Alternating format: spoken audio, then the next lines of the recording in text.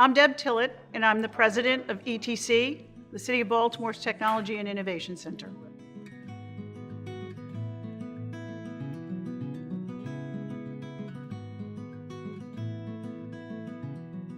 In the ether at the moment, the general sense and sensibility that entrepreneurship is indeed a career path.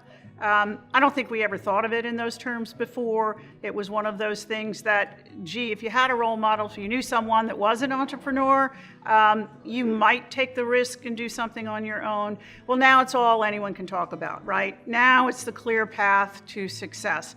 And sometimes I worry that we're overemphasizing it, and anybody who'll listen to me knows this is what I say. I think we're overselling it like we sell rock stars and sports stars, because it's really hard work. It's really, really hard to do what these people do.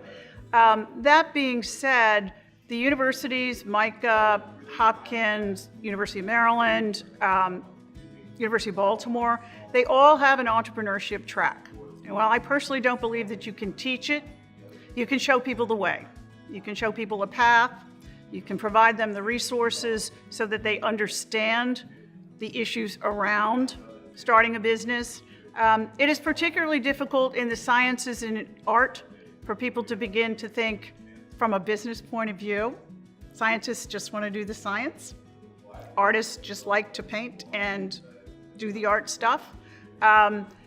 Turning that into a business is an interesting odyssey, and oftentimes takes a partner or takes, some coaching.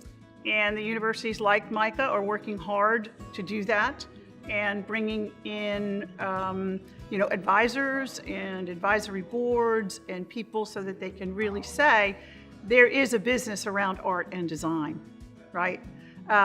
And I see that with Hopkins. I see the efforts that they're trying to make. But we see a lot of those folks here because we have a good track record.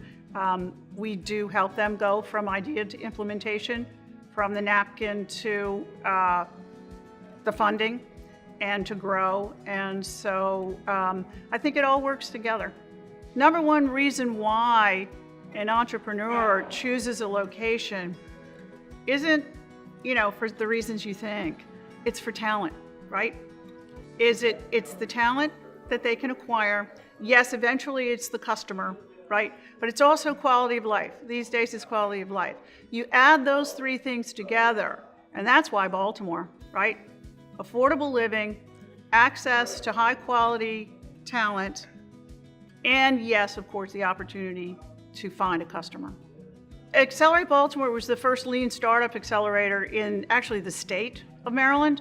Back in the mid-2000s, people started thinking that, multiple small investments, especially in technologies, and it was the ascension of app development, and a finite period of time with some really good coaching, and you could launch a product. You could launch a beta product. So in 2012, we respectfully went to partner with the Able Foundation. We requested the early stage seed funding.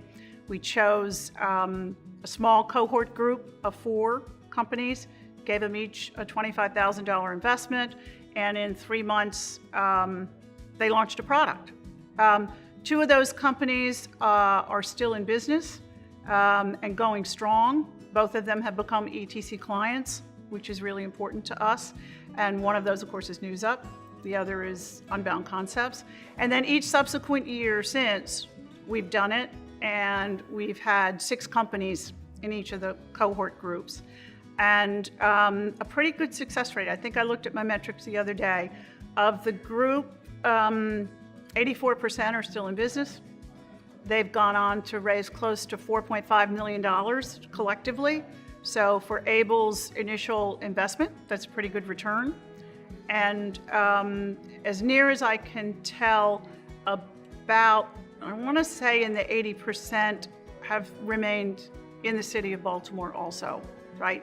Growing their businesses. So, and the companies they're all over the place. Some have been ed tech, some have been, as I mentioned, NewsUp. Brinkbits, the gamers, went through there, and we've even had a smart bag, Baggio, just went through, and harried mom knows that how bad it is when you lose the diapers and the bottle, and so the bag will beep at you and tell your cell phone when you forgot the bottle and the diapers, so go figure.